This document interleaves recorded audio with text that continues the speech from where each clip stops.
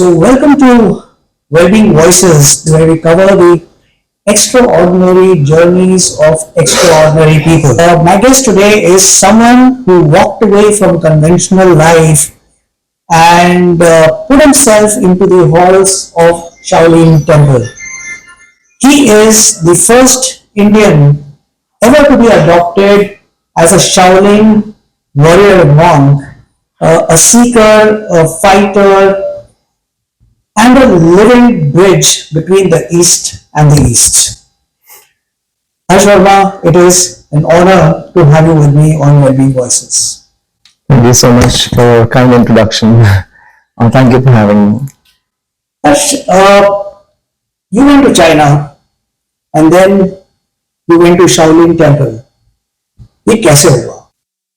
So Shaolin Temple, as we all have heard in the famous movies, 36 Chambers of Shaolin, a lot of Jackie Chan, Bruce Lee, Jet Li films. So my journey to go to Shaolin Temple has been very unconventional and very unplanned. I used to be a professional football player. I played international level for under 16 AC Milan junior team, Leicester City junior team, couple of clubs in Maharashtra and for India. And it was a setback that led me to find my path to Shaolin. And the journey was purely for healing, purely for recovery. And Shaolin Temple has a major Shaolin medicine section. That's where I wanted to go. And I got in touch with them because I had an extra bone that grew in my knee. Along with that extra bone, the doctors during surgery found a tumor which was benign.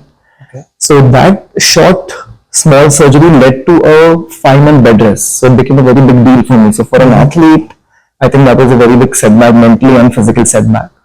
Hence, for me to find an alternate medicine therapy, Shaolin Temple is the research that happened to me. Most people dream of success and then follow a path that they believe takes them to that success. What was that moment when you knew that this was your calling? It was not some passing phase, not a hobby, but something that could be your life going forward. I actually didn't think much about success, didn't think about how I'm going to be making a living, because I went post my graduation, my bachelor's degree, I went to Canada to study, did my bachelor's in global communication and media studies. My whole and soul intent was for healing, and I went with the pure intent and state of hope that I know this place is something which is going to transform my life, help me overcome my obstacles that I'm facing mentally and physically. And plus, I mean, it's a Buddhist monastery, so they focus a lot on mental aspect to it as well, not just the physical healing. So I was very confident and with utmost amount of conviction, I took the step towards going to the temple. What was your first day at Shaolin Temple? Was it a shock? What were the emotions that you felt, experienced? And what was it, if there was a shock, what shook you the most? I still remember the first day I flew out from Bombay. Had to take a layover in Hong Kong, and then the airport, the city that you land in is called Zhengzhou. Zhengzhou is the capital of Henan city. Zhengzhou is the pharmaceutical capital of China. And 2 hours from Zhengzhou city is driving up to the high altitudes of the Shaolin Mountains, the Shaoshan Mountains region, the Songshan Mountain regions. And it was just after sunset, and it was heavy snowfall because it was in prime time of winters in 2024 October. And since it's in the northern parts of the winters are very, very harsh conditions out there. And the days were shorter, nights were longer, and I was going up in the mountain. It was pitch dark, there were no street lights, so I was very concerned that first initial time. I still remember. And what really was the biggest setback that happened to me the first day was that they served me soup. Obviously, I'm coming in the dormitory over there with the foreign students, the disciples' home. And that is a pure vegetarian place, it's a Buddhist monastery. So they served me soup and a bao. The Chinese bao, the bun, bao is a bao we call manthao in Chinese we say. And little did I know, because there's no communication, not a single soul speaks English over there. And I was not very familiar with Mandarin at all. They gave me mushroom soup, which I didn't know about, and I had major allergy for mushrooms. So I had the soup, I had the bao, it was very delicious, but then I had this allergy reaction. So my first day started like this. And next day morning, they took me to the hospital to get an allergy shot, an anti-allergy shot, and then the whole process of my therapy and my healing started. So Who had told you about going to China for this therapy? How did you come to know about it? actually, I had a yoga teacher who was coming home during my post-surgery recovery phase at home in Mumbai or in Juhu side. I Nobody told me about Shaolin per se, but people did guide me towards alternate medicine therapy. Like someone told me about Ayurveda, someone told me about there is some therapy in Thailand, there is some therapy in Vietnam, Cambodia. And then, of course, Chinese medicine is supposed to be one of the biggest holistic practices, which is influenced from the Ayurvedic practice. Hence, I got a direction from one of my martial art friends. He mentioned to me that Shaolin has martial arts, meditation, and medicine. So this three combination led me to do an R&D and an intense R&D. And of course, I had to write an email, and there was like a lot of back and forth. And rest is history. No, but when we talk about Shaolin or when a layman uh, perceives what it could be to be in a Shaolin temple uh, and what Shaolin training could be, it is legendary and the perception is of intensity. Hmm. Were there any moments that you felt like, ah, फंस गया, this is, I want to get out of this? And if this was there, if there was a moment like this, how did you overcome that moment? See, I feel like there are times in everyone's life where you want to give up, you want to stop, and you start having self-doubt. For me, I think a lot of doubt came from asking what is my purpose more than anything else. I still didn't know what I want to do. I'm in the famous Shaolin Temple for healing. Okay, I'm healed now, 3 months done. Now next what? Okay, I'm training, I'm learning, I'm studying. So I think that age is there after graduation, that above 20 years of age, that I was 21, I remember. Where, it's the career choices, the path that you chose, the family business. So those are things were being, like coming in as pressure for me as well. I mean, a lot of questions were there from my family side. Of course, it was not easy for me to go to the Shaolin Temple because my family was against the idea of going to China in general. But I personally feel that when you make up your mind about something, when you're so fixated and focused on your path of purpose, once you understand that okay, अगर मुझे ये चीज सीखना है तो मैं कोई भी हाल में ये चीज सीख के ही रहूंगा, चाहे कुछ भी आ जाए, like anything happens, come hail or storm. So I was very fixated that okay, I have 1 year of myself I'm giving to myself to train this art, this culture. Let's see what it builds in me, within me. There was no purpose for that fruition of what I wanted to, what it needs to be presented to people. It was never people-driven, people-esteemed. It was purely self-cultivation, self-nurturing. That was my intention. So there were times where I was good because of pressure from the family. I remember I was like, okay, I'm just leaving, they're just calling and asking 1,000 questions. Okay, now next what? How are you going to make money? Like, all these things that happen. But I think that the whole alignment of your mental and your physical practice being parallel is where it got me aligned and awareness of my own self. And Shaolin is a practice which uses the element of breath in everything that you do, every activity, from the minute you open your eyes to the minute you close your eyes. It's your breathing, it's a conscious breathing that you do, which focuses on getting you do every activity, whatever you do, very mindfully. Were there similarities that you experienced? I mean, since you're saying that it is all about breathing and how you're putting breathing as a part of everything that you were doing, so does Ayurveda and yoga, when you have pranayam and breathing exercises. Were there any similarities where you felt that, it's the same thing as what we experience in India? Yes, so Shaolin culture comes from India. Not many people know, even I didn't know about it until I went there. So Shaolin Temple is a birthplace of Kung Fu and Zen Buddhism, which was founded by an Indian monk who traveled from south of India called Hurssh Verma. in the Pallava dynasty time. Okay. And on the say of his master Mahakasapa, he traveled to the east, southeast towards China to spread this practice and knowledge. And Bodhidharma has been an avid practitioner of Ayurveda, of Pranayama, of Kalaripayattu, and Buddhist philosophy. So the whole force structure system in our Indian ecosystem back then, Bharat, how we called it back then, was already been taken by Bodhidharma, the founder of Shaolin culture and Zen Buddhism. So it's safe to say that the birth of or the origin of Shaolin lies in the Indian. Yes. Awesome. It's something that I did not know. And tell me one thing. When I'm talking to you, I sense that calm. Were you always this calm, or is this training at Shaolin Temple turned you into somebody who's this calm?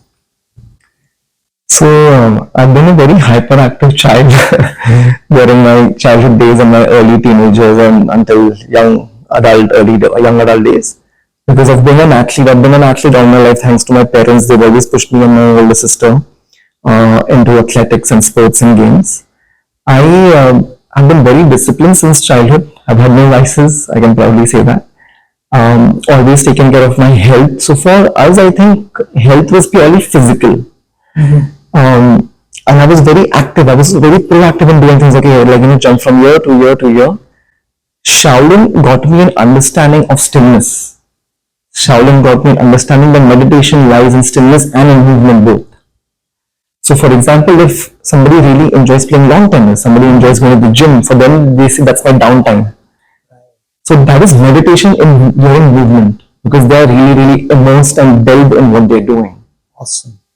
And when you sit with your eyes closed and focusing on your breath, in the mudras, however you sit, that is meditation through stillness. So Shaolin got me awareness of stillness and movement parallelly using again breath as the tool. Can you elaborate more on this? Because my what comes to my mind is also that Shaolin is all about discipline. Because if you're looking at meditation during your typical, as we understand, sitting down still, not speaking, closing your eyes, focusing on some light or anything, versus being immersed in your activity like playing a game that you really enjoy and you're so immersed in it. Both these activities require a discipline. And is there some sense of discipline that you understood and learned at the Shaolin Temple, which is different from what a layman understands discipline as? Yes. What I personally felt when I was playing football at a very prime stage, international level, there was certain set routine that we used to follow that is given by the coaches, which is amazing. I think every sport and every game has that. With Shaolin, of course, we had a very regimented routine, but it was accepting the community and putting the purpose, not your personal purpose, but the higher purpose above your purpose. What was your higher purpose that emerged for you? To serve. Just to serve. Whoever comes your way, just serve. To serve, to share. That's really what I think Shaolin taught me. Hence, I'm grateful for where we met and I'm able to come and speak this and have this dialogue with you. And other places that I've had a chance to, and other things that I'm doing, finding mediums to just serve, to help people, to help people become better versions of themselves. And in the Shaolin Temple, every monk, we have this concept of oneness that we follow. So my Shaolin Warrior Monk community, my monk brothers, the oneness is where you accept each other. The community that is always obviously physical appearance wise, we wear we wear robes, everything. But oneness is all about looking everybody at equal level. Nobody is above or below anyone, and it's a very conscious acceptance. It doesn't need to be consciously practiced. I think conscious acceptance will make you progress and move ahead along the path more than I think is forcing yourself to practice something. So again, when I come to the physical training part in Shaolin, yes, the discipline part was where it's regimented, but there is a lot of repetition of movements that used to happen.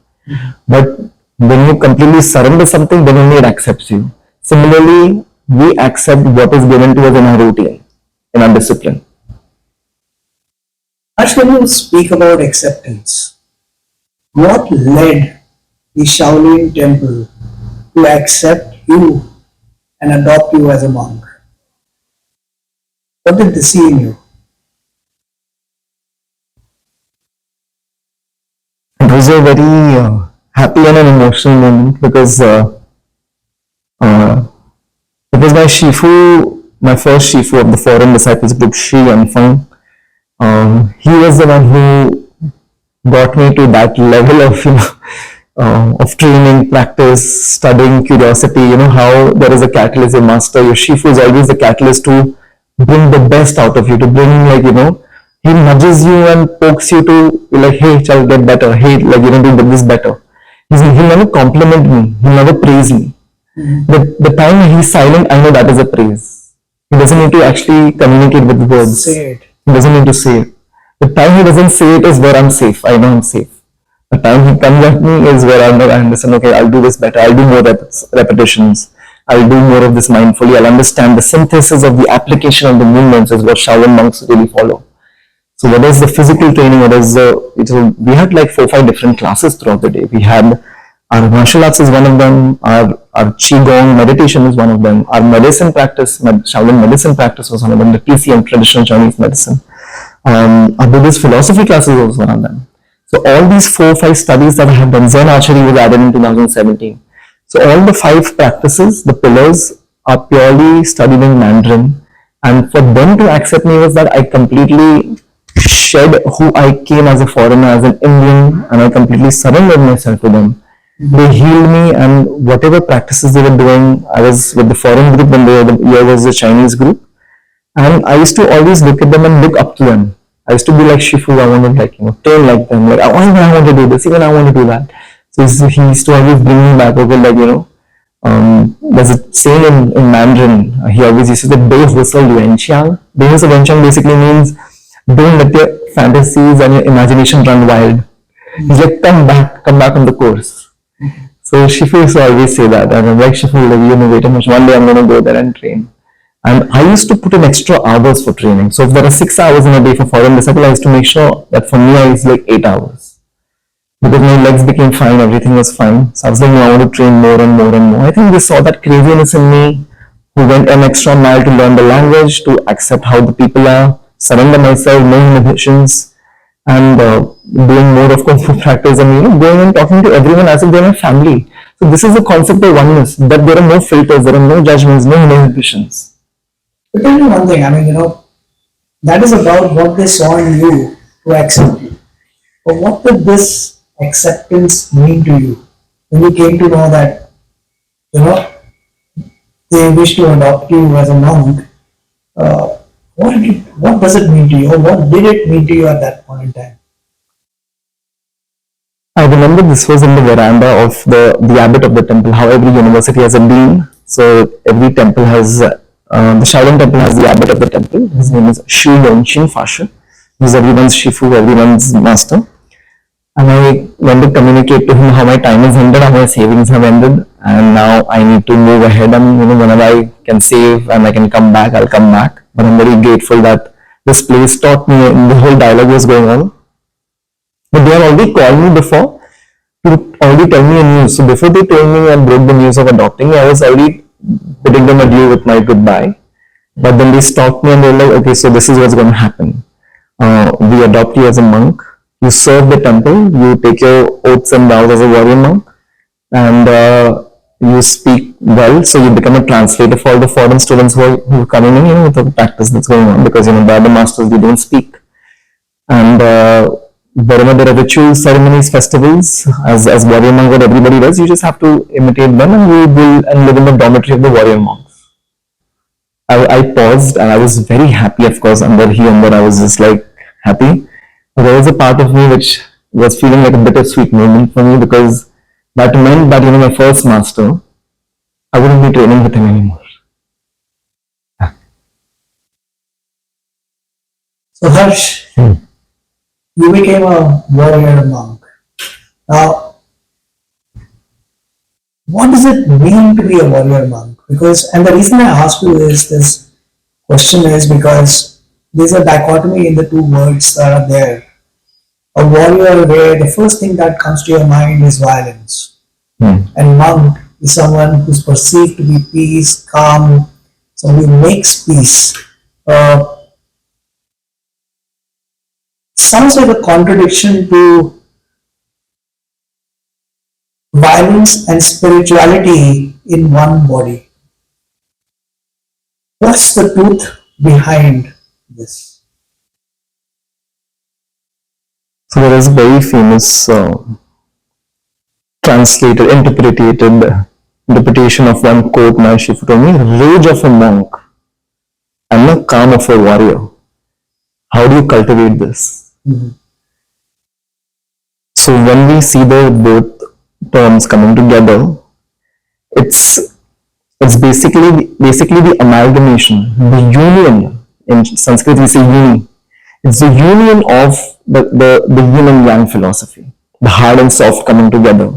And when the hard and soft merge together, they form the infinity sign. Mm-hmm. So a warrior monk needs to be infinitely very accepting of what they do.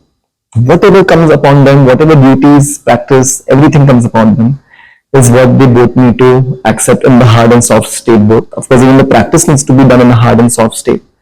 So from what you're asking me, how a warrior and a monk come together is where, of course, the physical practices of a warrior, where you obviously mentally also condition yourself, physically also condition yourself. And monk is the stillness part. So there is a movement part and the stillness part, and there's a merger of both of them. You set up a Shaolin Temple, if I am correct in my understanding, in India. What inspired you to do so? And also, was there any pushback of sorts from maybe the Shaolin Temple or the institution in China or parents in India? Was there any pushback? First is, what inspired you to set up a Shaolin Temple in India? Yes, so I served my time in the temple for good 5.5 years. Mm-hmm. Post which I had a dialogue with my shifu. I told him that I want to evolve more by understanding different other styles of arts. Mm-hmm. That's where I got out, and I got an opportunity to train with the Jackie Chan stunt team. So I went to the US for 2 years. Awesome. I was actually going to South Korea, but then South Korea didn't happen. But then I went to Los Angeles, also because my sister was living there with her husband. So I thought it's a nice time to us for unite. Mm-hmm. 2021, I moved back to India, and every country in the world has a Shaolin Temple Cultural Center. For example, Shaolin Temple Cultural Center of Spain, of Germany, of United Kingdom, of Switzerland, everywhere. So India didn't have a cultural center. So since I got the opportunity of becoming India's first Shaolin Warrior Monk, being adopted there, and they said that usually they do this very cohesively with the government of of the country. They set up as a cultural center. At that time, we had a little bit of friction going on. There were some tough times going on, and I'm glad that everything is good now. So they sought kind of entrusting me that why don't you start this? We'll support you in every way possible with the curriculum, with the resources of like the setup of whatever you need, and they send a curriculum of the practices that we do.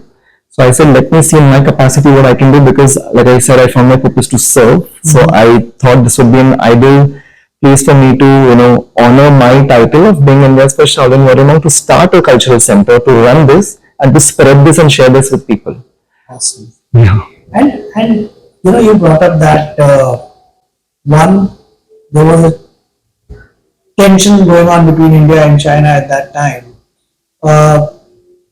How are people responding to you in India with this step of yours to set up the Shaolin Temple or a cultural center? And second is it that you're the right, it's a country to a country in most of the other places that they have a Shaolin cultural center. Is it the first time that a foreigner adopted as a monk who set up the center? So there are many foreigners who already have a cultural center in different countries. As a monk? Yes, they are also monks in the US and in Spain and Greece. They are much seniors than me. Mm-hmm. Obviously, they were not adopted by the temple, but it was a conscious choice and their own choice and own practice that got them to Shaolin Temple, and they did whatever was told to them, and they get like a Buddhist name. There are certain traditions. That's a very different way that everyone can do tomorrow, even if you want to go or somebody else wants to, you can do that. But to be adopted, to be in their system, in their environment, in their own home, and being and living amongst Chinese, they had never done something like this. With the Shaolin Temple Cultural Center of India, they entrusted me so much that because all the curriculum that was supplied to me was purely in Mandarin, and they were very rest assured that whatever I have learned and whatever they supply me with, resources wise, I'm talking about the substance, the knowledge, that would be well interpreted and given to people in a very honest way. And it's not just a Kung Fu center, it's much more than that. It's more of a practice where your physical, your mental, and your spiritual alignment comes in. And we again we use breath as an element, and we just make people better versions of themselves. Uh, we are living in a very chaotic world. We have a lot of distractions, screens being one of them. Uh, we are also the younger lot, as people in your age group. There's a lot of anxiety that they're facing. Are there some teachings that we can adopt from Shaolin way of life that can truly help people live a better life with the calm that you demonstrate today, despite being a hyper child in your earlier days? Are there any three teachings or four that you would want to share with us? Yes, definitely.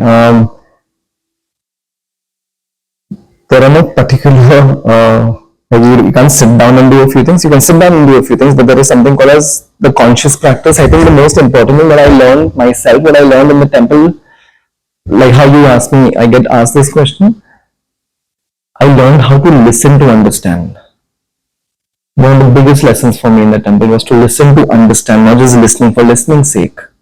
So whatever someone is sharing with you, if you're getting educated, if you're learning something, if something is being supplied to you knowledge-wise, practice-wise, I think the most important thing is to learn how to listen to understand. That's one practice I would definitely tell everybody, like, be a good listener. It's very undervalued, it's very underrated, but I think a good listener is a good student. A good student is a good listener. But yeah, second, I think being aware of your breath. Try to always come back. Anything going haywire in your life, once you retune your breath, everything will go fine. Very simple, but simplicity is not that simple. Yeah, absolutely. So what I would suggest is that take your right palm, put it on your nabi. Nabi is the spot where it's called the prana, the dantian in Chinese. We said this is where chi is located, the storehouse of your prana. And once you put your hand here, then a body has a natural rhythm. There's a natural cycle to our breathing. Right. You will already follow that. So once you pause, they say, I want to pause, I want to take a break, I want to just catch my breath. Why do we say that? Because we are coming back to the retuning of understanding the natural cycle way of breathing. Okay. So first is to listen to understand. Second is your breath to breathe right. And third, I would be like in whatever activity entrepreneurs are doing, because now I'm gotten into the entrepreneurship with my wellness studios that I'm doing. I think entrepreneurs and founders and CEOs have a lot of pressure on daily basis, handling teams, handling distribution and products and services and sales and back end. There's so much going. I feel it's important to take time out for yourself. What does that mean? Taking time out for yourself, whatever someone relates to, whether you want to sit for meditation, whether you want to do a workout, whether you want to do any form that will just release those endorphins and oxytocin in your body.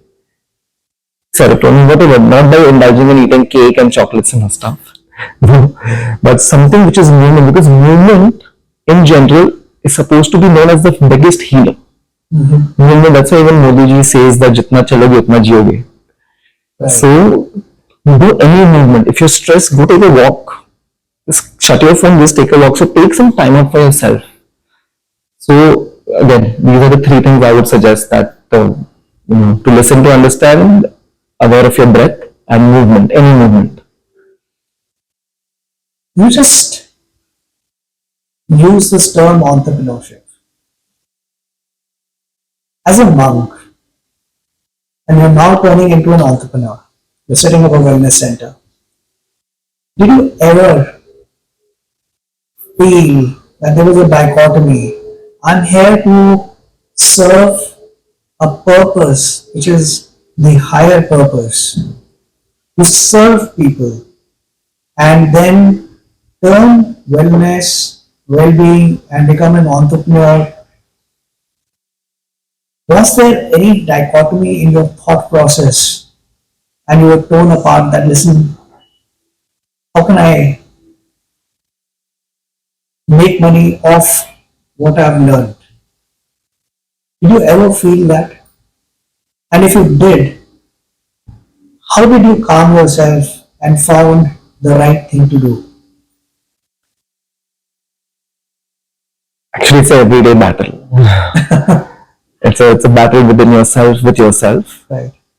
Um, Initially, of course, I never thought about just my purpose of, to serve. My Shaolin Cultural Center is there for India. Now, of course, with various platforms, getting to know about me coming back to India, there's so much of digital platforms. So many digital platforms are there where I can share my voice and my journey. Very grateful for everything.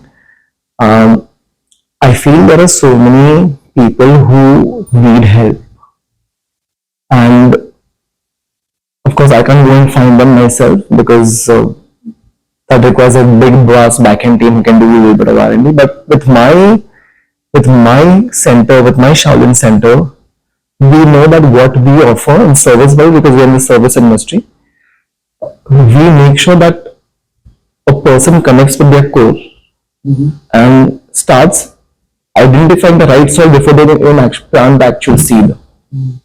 So it's very important to identify that soil. So once we help people get into that direction and awareness, is we know that okay, we are good, because we obviously make sure, and we obviously have like a personalization check with our students, how they're feeling mentally, physically, emotionally, everything we check. Slowly, it's been three and a half years almost. I have started understanding consumers. Instead of using students, now I use the word consumers, customers, clients, because this is the language of the now. And I think one of the most famous quotes by Master Bruce Lee is, "Be water, my friend." So I think I'm just being water and adapting to whatever is in my environment, asking me to adapt and adopt into. And entrepreneurship is something which is very, very fairly new to me. And yes, to serve is the biggest purpose, and byproduct can be whatever revenue-wise every company makes, however every founder makes, is there. But the purpose never gets diluted.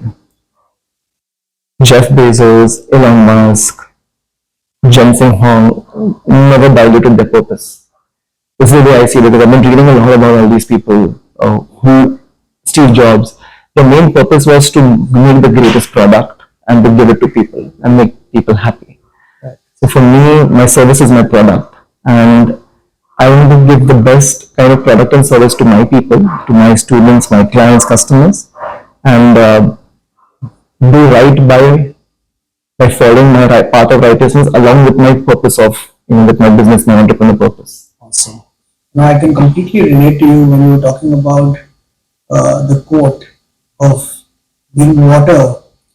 You and I were talking about the fluidity with which your journey happens, and sometimes you are able to find your purpose as you evolve in that journey, and one day it starts making sense. So it's absolutely beautiful.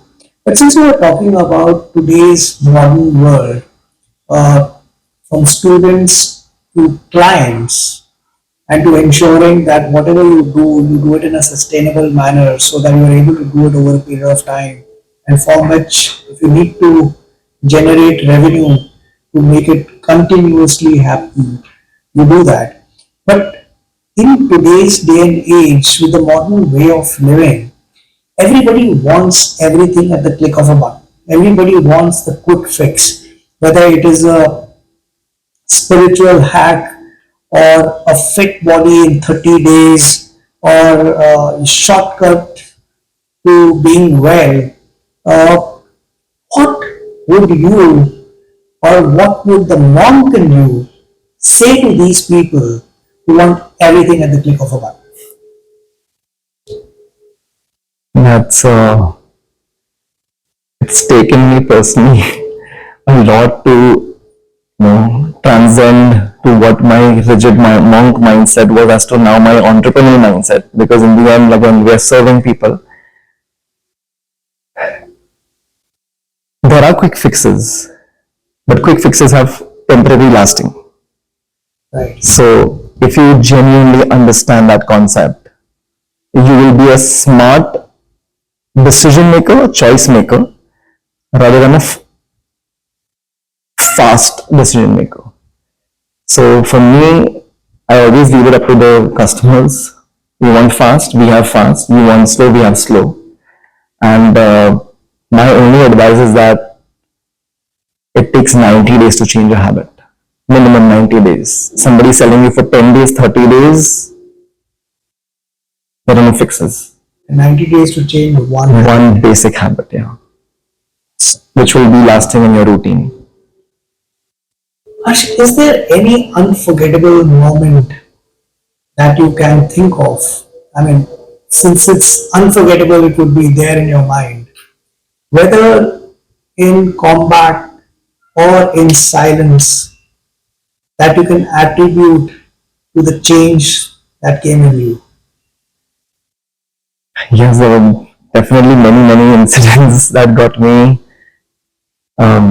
startled that, oh, this happened and that's why I'm like this. Now I understand why it happened. One of the just sharing one of the most important part that really stayed with me was when my Shifu understood the hyperactiveness in me. Mm-hmm. And on my birthday, he gave me a very important message, which I always will remember all my life. He's like, Harsh, it's nice to see you being very excited and to see your leg is fixed. You're able to train, you're able to push yourself, you're training more than the number of hours that others are training, which is amazing. But don't forget to train your mind parallelly. He's left me a message on my birthday, and I was trying to decipher that.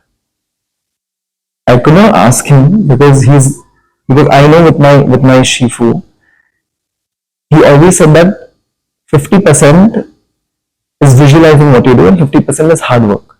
So it's basically like in classes, 50% teachers coming to you, 50% you have to surrender yourself to understand. So when he said that to me on my birthday, and I just sat down and all my hyperactiveness just mellowed down. And I'm like, I think I'm training so much, I'm training so excitedly, but where is my actual mental training? How can I keep my mental training at par with my physical training? Mm-hmm. That changed from that day onwards, that message onwards, everything just changed. So whatever physical practice I'm doing, I'm making sure my mental practice is to the same level. There's one thing that I've observed in a lot of people who evolved with the higher purpose. They have some knowledge that usually the others don't have. And then a sense of ego kind of sets in. I'm sure when people understand what you've gone through, when people understand what you have, which is so different from what other people could be aiming or envision that they would want to achieve one day, how do you keep yourself grounded? So that because, if you really want to be a good teacher, if you really want to serve the purpose of helping people become better, you need to be very grounded. How do you bring in the consciousness to tell yourself that, listen, Harsh, hold on, don't let ego come in? I personally feel, of course, in the environment that I was in the monastery, the ego word didn't exist for any one of us. That's a controlled environment. control. Yeah, that's a regimented control environment. But now, since I'm in the city, there are times where people can, not influence you, but kind of can brush off on you, rub off on you, or provoke you or instigate you by saying something or by not able to understand you. I wouldn't say I'm the most perfect person. I'm not perfect at all. We all strive to make progress in life. Perfect practice makes progress, not perfect.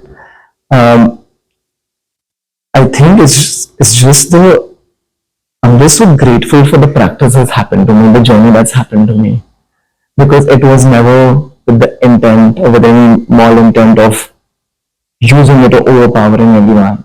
It was purely for myself, to practice for myself, to self nurture, to take care of my mind and body. And when you do things with the purpose of taking care of yourself, bettering yourself, that humbleness already seeps in inside of you, because you know that you can never be above or bigger than anyone, because there is something bigger who's giving you this opportunity to do something in life. So I think I wake up with that gratefulness every day in my life. And there are times where I want to flex. I want to be like, hey, I'm in that's for Shaolin Warrior. But not to have any or anything. But it's purely with the whole intent of like hey, like don't forget where you are at. Some people, they come across on the wrong foot. They are disrespectful. So you can be quiet to a certain extent. But again, I'm just adapting to everything that's in my environment. But yeah, just being very grateful every day to the practice that I have, cultivated over the years in the monastery. And I think monastery as a monk also, I think most of the monks, 99.9% of the monks are humble in general aspects of life, in general also. And I feel it's not only monks, but I think everyone is humble, because when you actually understand that nothing is above you in life, is where you'll be humble. But does the Shaolin practice help you in training you to remain humble? So Shaolin practice trains you for a lot of vigorous repetition of stuff that we do. That humbles you. If you've seen in the movie with the Karate Kid, where Jackie Chan and Will Smith's son, Jaden Smith, jacket on, jacket off. That scene, if anybody closely remembers, he kept on doing it. He reached a level of frustration after a while. He's like, Shifu, I'm just doing this. What's this for? I'm not understanding. I'm giving up. I'm going. His ego came in the middle. He's like, I don't want to do this movement. I want to learn real Kung Fu. And then as soon as, he breaks down, or however, he just becomes very arrogant, right, as a student. That's where the teacher tells him, his master comes in, Master Jackie Chan comes in and tells him, you're not just doing movement for movement's sake. And makes him understand the application and synthesis of it. And he goes in shock, like, oh, now it's already in his system so much, it's rewired in his subconscious and his body muscles, that this is actually useful for application fighting. So that humbles you, that you can't think of yourself being better than the substance, the nectar. Because nectar is bolte na ki amrit. So nectar amrit is why is it called amrit? Because it is by the divine source, from the divine source. So you're trained to not question and surrender. And that probably makes you egoless. Of course. Right? Definitely. When you went to China, you obviously went for your healing of the knee, and then you got totally involved in the Shaolin Temple, and then you got adopted by the Shaolin Temple. What was the reaction of your parents? And fast forward to today, what is it that has changed in them? Are they proud of what you're doing, or were they question that ये लड़का पैसे कैसे कमाएगा, आगे career क्या बनाएगा? Were these questions there in the mind, and what has changed today? Of course, that time when I went to the temple, to the monastery, parents had a lot of questions. There was a big battle that happened at home. I had to literally fight my way out, but I personally feel if you really want to take risk in life, you have to take that big plunge, that big step, to go out of your comfort zone and do things, even if it hurts your loved ones. But I think when the loved ones see you doing well and you're in a good and healthy environment, they feel safe and secure. So my parents had that opportunity to come to visit me and see what I was doing. And how I was living my life, and then my mom was in tears, living that monastery life, the monastic life where I was bald, I was just wearing robe, and I'm carrying my big bottle of like my 20 liter thing. I'm shifting it from one dormitory and taking it here. So all those how monks are in the villages, very simple. My mom was like coming from a very typical city Mumbai life to that life, so she felt bad. Of course, over the period of time, they became very happy with whatever practices I started becoming, the human that I started becoming. And right now, it's been like 8, 9 years now, 7, 8 years now, and I personally feel like, of course, they're very, very happy and proud. There are so many things that keep on happening, whether it's some kind of such amazing, opportunity to come and speak and share my journey, and wherever else I've got an opportunity. They see that I am doing things which truly make me happy, truly make me serve my purpose, and whatever amount of time, the 5.5 years that I spend in the monastery, for them it's like, okay, it's not going to waste. And of course, for them, they still want to see me grow and evolve as a person who can, do business and all of those things. Hence, I feel I had to non-attach myself with the whole concept of not proving anything to anyone, because when you're constantly in that mode uh, where you want to prove it to this one, prove it to that one, I think that really drains you out, because you're kind of a prisoner under people's head. So I had to really not attach myself from that towards my parents, and then once I became liberated, I was purely just following my path of my practice and my purpose. So they are, in a nutshell, they're happy and proud of me, what I'm doing, what I've come so far, and they like the opportunities I've been getting and the titles that I have, and with becoming an Indian ambassador for Shaolin and culture, and then this that I've been able to do whatever at my front I can. How do you keep the monk in you alive every day? Being back in India, living in a modern city life. Well, to this state certain facts. So what happens with, there are two types of monks in the monastery. There's a warrior monk and a scholar monk. So warrior monks are pertaining who are young, who are very active. They have certain amount of oaths and vows they take, which is all kung fu oriented, and all the 5 studies subjects that I told you we have to study. Now they are binded and bounded to those vows and oaths while they're living in the monastery. Of course, when they move out and they are running cultural centers, kung fu centers in different countries or different cities in their own country, they have a choice whether they want to continue the monkhood as a warrior monk, or they just want to be known as Shaolin warriors. Because they also have an opportunity or an option to choose a grahasti jivan, where they want to have a family, they want to carry and share this knowledge with their family, with their children, whoever in the family. And scholar monks are purely scholar monks. Like they cannot grow hair, they cannot wear normal, like they have to wear these robes what I'm wearing. From the minute they open their eyes to close their eyes, they have to follow very, very strict rules. So they are very seniors, जो हमारे यहाँ पे बोलते हैं ना, जो ऋषि होते हैं, जो ऋषि और संत होते हैं वैसे. So I'm not a monk anymore. I'm still a Shaolin warrior. I have opted an option for where I would love to have a family.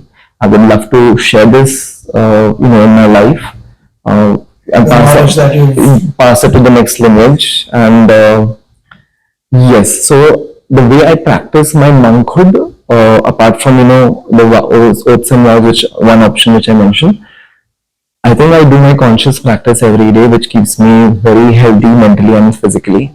I make sure that again I consciously remind myself of my purpose every day. I'm sure everybody does that too. Monks became monks to not differentiate themselves from regular ordinary people, how we live our life now, but it's more of understanding themselves more in an environment which is more making them succumb to what they don't get influenced by. In short, this is what I feel monks are. Because we are always constantly aware, there are advertisements, there is digitalization, there are people running business, there are competitors, there's so much of things going on in the business world. They're constantly influenced and esteemed in the most fragmented way, in the most extreme way. So I feel monks are completely non-attached from those things. It doesn't reach to them. My last question to you, Harsh. For the young Indians who may be watching us or listening to our conversation, what would be that one seed, which could be a thought, a principle that would want to share, or challenge that you'd like to give them uh, to be better? What would that seed be? Chooses in life, whatever path, whether it's artistry, whether it's media, whether it's business, corporate, whichever, make sure you stick to your purpose of what is it that you're doing it for. Find your why, find what is it for. I couldn't agree more with you, Harsh, because once you know why you are doing what you are doing, you would remain on that path until you are able to make a difference, whether it is to yourself or to someone else. Uh, Thank you so much for sharing your journey, sharing your learnings with all of us. You are kind of a reminder that there could be strength without ego, and there could be peace without escape. And which is why I feel that the warrior and the monk can coexist together to build that strength with which you live your life. So thank you so much for sharing that with us on this show with us. I hope everyone watching this is not just inspired, but I truly hope that they get activated. So thank you so much for watching this conversation with Harsh, the first warrior monk, Indian warrior monk to be adopted by Shaolin Temple. Thank you so much for your time, Harsh. Thank you so much for having me. I'm very intrigued and inspired with all the work that you've been doing. I've been following you on LinkedIn and how you're making an impact with your platforms that are there. And I was really, really looking forward on,